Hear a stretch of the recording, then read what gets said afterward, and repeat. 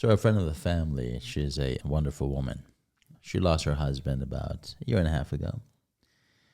And we caught up a few days ago and we had a discussion as to what she's doing with her life, the dating life and whatnot. And it turns out ever since the death of the husband, she's gone on 4 major dates. All 4 became relationships for 3 months or so. And she broke all of them off in favor of the next guy. And we asked why? Why? Why would you do something like that? You always claim they're the nicest people you've met. And the answer was, that's the only reason I broke up with them, because they were too nice. She said that in the beginning, niceness is nice to create that bond, but continuing to be nice is disgusting in her words. It becomes way too much and you just don't want to be with that person anymore. So I thought to bring that up and see what you guys feel about that. Wow. That's so wrong on so many levels, but I'll let you guys tackle it first. I'll go first, may I? Yes.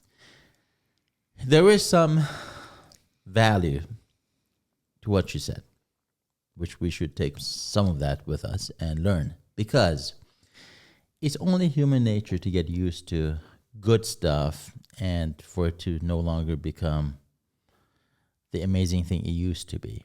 We take things for granted. And I think every human being is like that to some level. They may pretend they're not, but at some point, if you have pizza every day for the rest of your life, you're going to hate it, right? So my point is, in a relationship, it's good to be nice, but being too nice all the time kind of makes it, you know what I mean? Yeah. How do you counterbalance that? And also, can we define nice? Absolutely.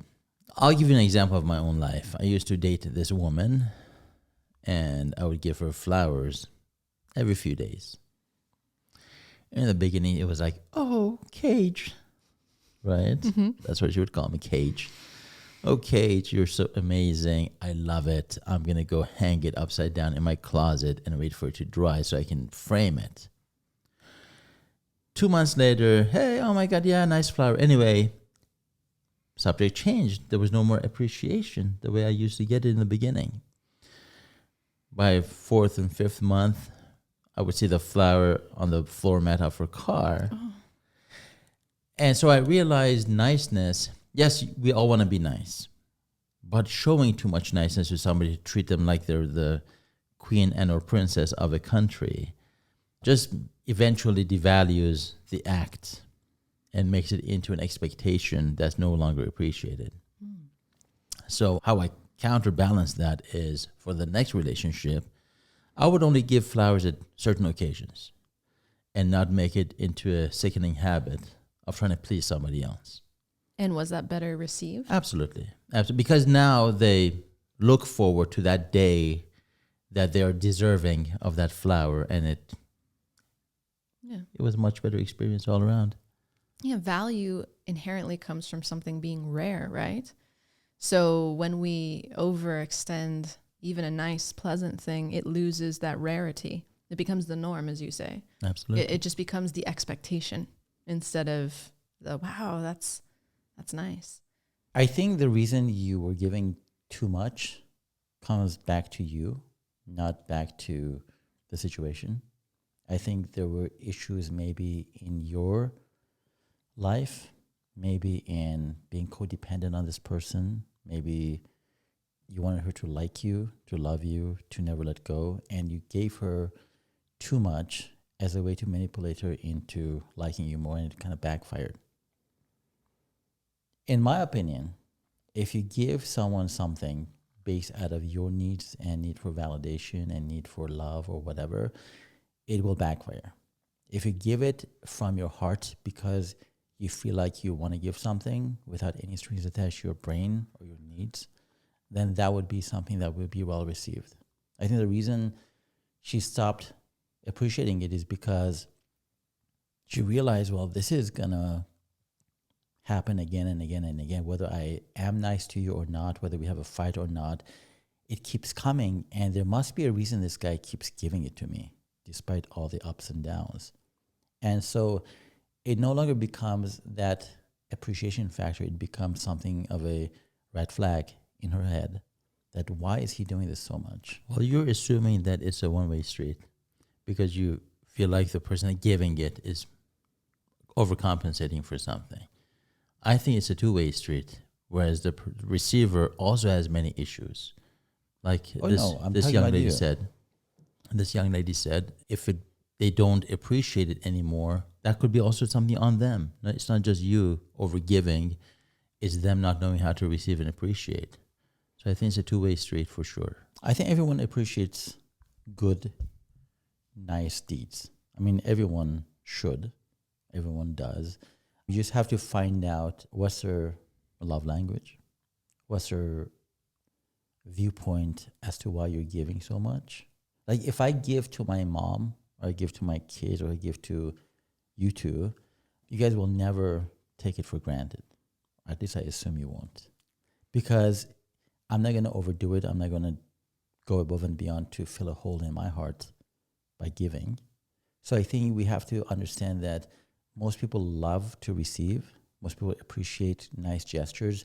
But if it goes above and beyond certain things, then there's cause for question. Your lady friend, the family friend who lost a husband, she goes out for 3-4 months and then dumps a person because they're too nice. I have so many issues with that because the full story is that when her husband was on his deathbed a year ago, it turned out that he had another entire life with another woman. And so she was heartbroken in two ways. One, losing the husband, and one, losing what she thought she had with this person. So now that she's dating other people, I think there's so many traumas and so many issues in that head of hers that as soon as something gets real, she chalks it up to, he's too nice. I don't like this person anymore. But I don't think people should go through life thinking to themselves, for the first 3 months, I'm going to be nice and I'm going to overcompensate for all my issues. And at 90-day mark, I'm going to go and become a bitch and angry and demanding and abusive. That doesn't happen. Like if within me is kindness, I'm going to be kind. I don't want to be nice, but I want to be kind. And we have to understand the distinction between those two words. So maybe she doesn't like kind guys because they may get too close to her one day and they may break her heart again. So that has nothing to do with them being kind or nice. I think it has to do with her unhealed traumas. Well, thank you for that. And I agree, but you did prove my point that it takes two to tango and make that go south. One is a person giving way too much and the other person having some issues in the back of the mind where they stop appreciating. I think if that bowl of hers, let's say she's a bowl and people keep putting in her, and there's a big gaping hole on the bottom of it because of her unhealed heart, no matter how much they pour in it, it's not going to be received well. Okay, but I see that with a lot of people. So everybody has issues in their life. Yeah, and they're not willing to face it. That's why 90% of people are miserable. And this is why I say this. Because so many people are like that, maybe it should become a rule that you don't know who you're dealing with, what traumas they've been through their whole life.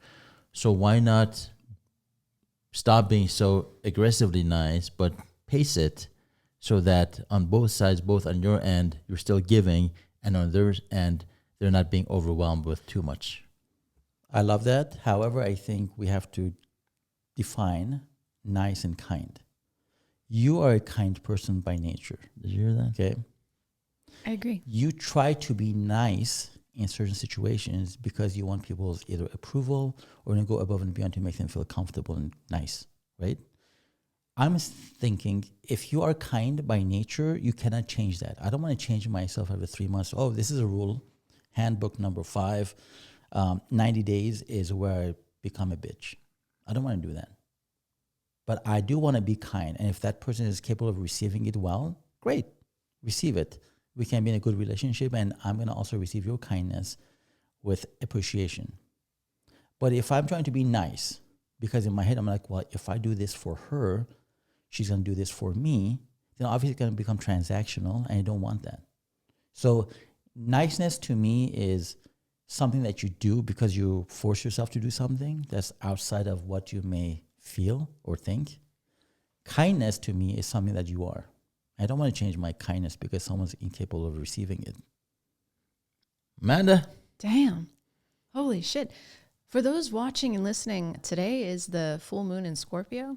And as predicted in our weekly newsletter, which I encourage you to sign up for on tripleshotmindset.com and also on our link tree.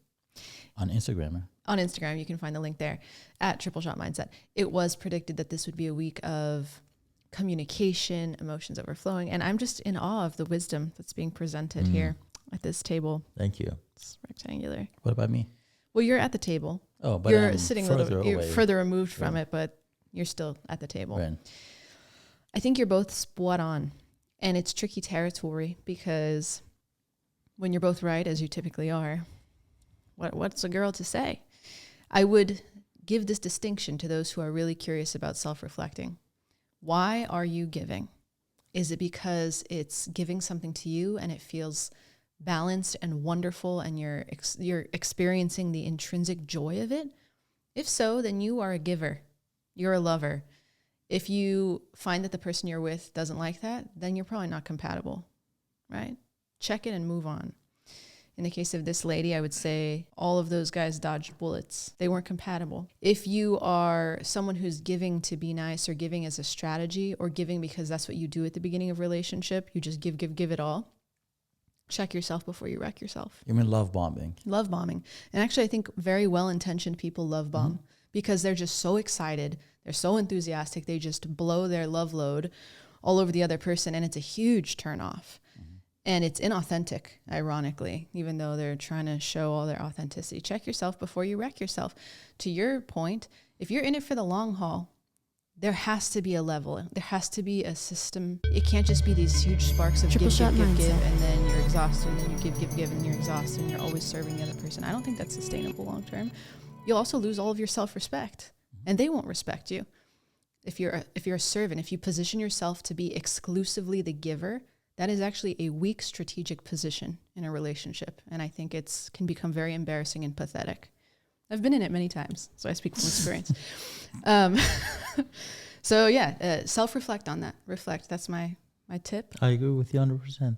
Thanks. I agree with, even though mathematically it should make sense that you give, should be well received, and all the brownie points go up on both sides. Life doesn't work that way. No. But you got to read the room. You got to be able to read the room.